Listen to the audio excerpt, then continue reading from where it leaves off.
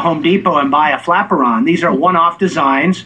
They're different for 747s or Airbuses or whatever, and the 777 flaperon is a unique design. So this should be fairly straightforward. Hopefully this will be solved one way or another very soon. And if it is in fact a piece of MH370, what a dramatic moment this is. Finally, after 500 plus days, perhaps, just perhaps, we know that it crashed. We couldn't even say that before this, potentially.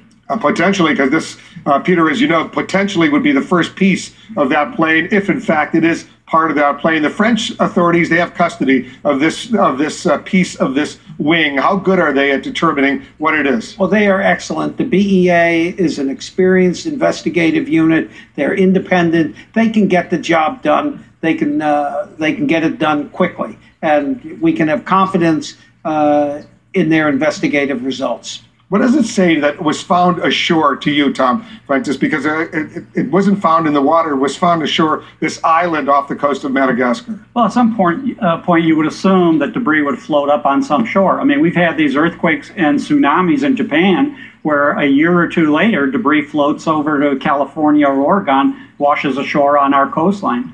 So the fact that these items, if they stayed afloat and if they're from that plane, they could end up almost anywhere in the Pacific Rim, depending on the currents and the winds. It could go that far, almost 3,000 miles. Is that right, Peter? It could. And, you know, this piece looks particularly weather-beaten, which gives me some concern. But we'll see. Why does that give you concern? Because there are other planes that crashed in that area? Exactly. In the ocean, there's a lot of stuff in the ocean, as we found out over the past 500 days. And there are other planes, commercial-sized planes, that have crashed. I mean, it could be a piece from another aircraft, but we'll find out soon. Because we know, Miles, there's a lot of junk that floats around the waters in the Indian Ocean, whether the western part, the eastern part, or whatever. Are we 100% sure this is, in fact, at least plane wreckage, that it's a piece of a wing of an aircraft, whether or not the 777, the Malaysian aircraft?